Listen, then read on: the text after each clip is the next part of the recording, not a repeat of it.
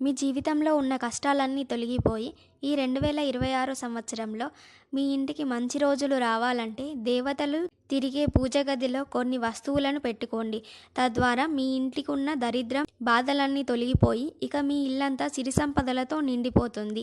ఈ 2026లో మీ కుటుంబానికి శుభ ఫలితాలు కలగాలంటే పూజ గదిలో పెట్టాల్సిన వస్తువులు ఏమిటి, అలాగే పాటించాల్సిన కొన్ని పరిహారాల గురించి తెలుసుకుందాం. ప్రతి ఒక్కరి పూజ గదిలో తప్పనిసరిగా ఉండాల్సిన వస్తువులు దక్షిణావృత శంఖం.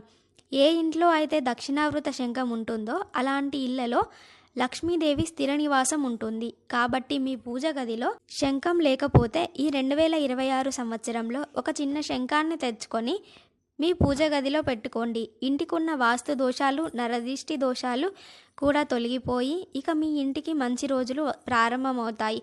అయితే పూజ గదిలో పెట్టే శంఖాన్ని నేలపైన పెట్టకూడదు. ఒక రాగి ప్లేట్లో లేదా ఇత్తడి ప్లేట్లో బియ్యం పోసి దానిపైన శంఖం పెట్టుకోవాలి. ప్రతిరోజు ఆ శంఖంలో నీళ్లు పోసి పెట్టాలి.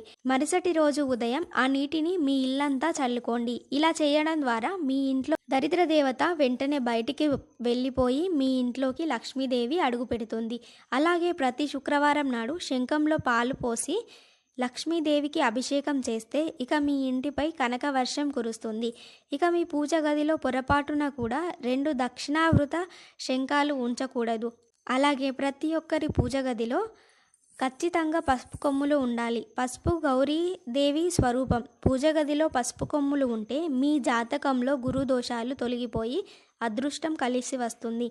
ముఖ్యంగా వివాహం ప్రయత్నాలు చేసేవారు, అలాగే సంతానం కోసం ప్రయత్నాలు చేసేవారు, అలాగే సంతానం కోసం ఎదురు చూసే దంపతులు ఈ 2026 సంవత్సరంలో ఒక పసుపు రంగు వస్త్రంలో 5 పసుపు కొమ్ములు మూట కట్టి మీ పూజ గదిలో పెట్టుకోండి. వివాహం కాని వారికి వివాహ యోగం, సంతాన ప్రాప్తి, అలాగే వివాహమైన ఆడవారికి సుమంగళి యోగం కలుగుతుంది. ఈ వీడియో మీకు నచ్చితే లైక్ చేసి మన ఛానల్ని సబ్స్క్రైబ్ చేసుకోండి. జై శ్రీరామ్.